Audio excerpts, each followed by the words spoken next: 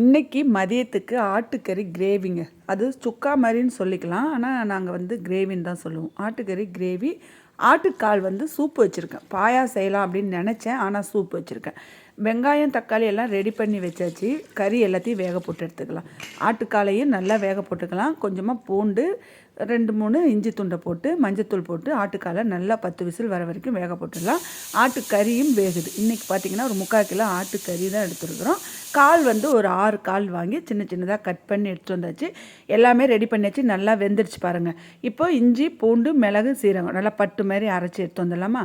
இப்போ கறி வேக வச்ச தண்ணியை ஆட்டுக்காலோடு சேர்த்துக்கலாம். ஏன்னா கறி சுக்கா செய்யும் போது இவ்வளோ தண்ணி தேவையில்லை. அதனால் கறி தண்ணியை வேறு குக்கரில் மாற்றி, அதாவது ஆட்டுக்கால் தண்ணி ஆட்டுக்காலை வேறு குக்கரில் வெங்காயம் பச்சை மிளகாய் தக்காளி பழம் இஞ்சி பூண்டு மிளகு சீரகம் அரைச்சொல்லையா இது எல்லாத்தையுமே ஒன்றா போட்டு அப்படியே கையால் நல்லா பிசைஞ்சு விடலாம் பாருங்கள்.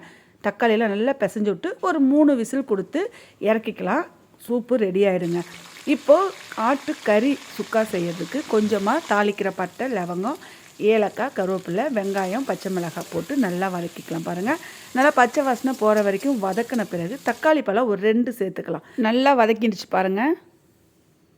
தக்காளி பழம் வெங்காயம் பச்சை மிளகாய் எல்லாம் நல்லா வதங்கி வந்துடுச்சு.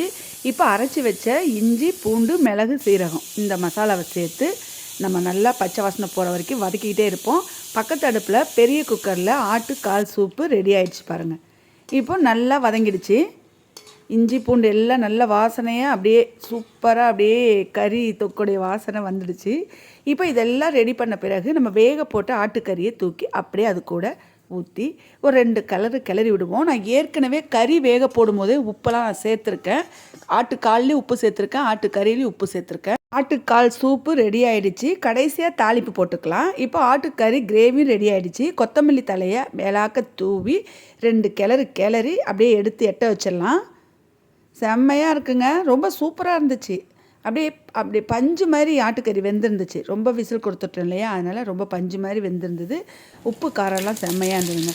முக்கியமாக ஆட்டுக்கால் சூப்புடைய விஷயத்த சொல்லணும். ஆட்டுக்கால் வாங்கினா நம்ம எப்போவுமே பாயாக தான் செய்வோம். யாருமே இந்த மாதிரி சூப்பு வைக்க மாட்டுறாங்க. உண்மையிலே இந்த சூப்பு வச்சு பாருங்கள். முள்ளு சூப்பை விடவே ஆட்டுக்கால் சூப்பு சூப்பராக இருந்துச்சுங்க. நான் இன்றைக்கி முதல் முறையாக ட்ரை பண்ணேன். எனக்கு எப்படி தோணுச்சோ அப்படி தான் நான் இன்றைக்கி ட்ரை பண்ணேன். ஆனால் வீட்டில் உள்ளவங்க எல்லாருமே சொன்னாங்க சூப்பராக இருக்குது ஆட்டுக்கால் சூப்புன்னு சொன்னாங்க.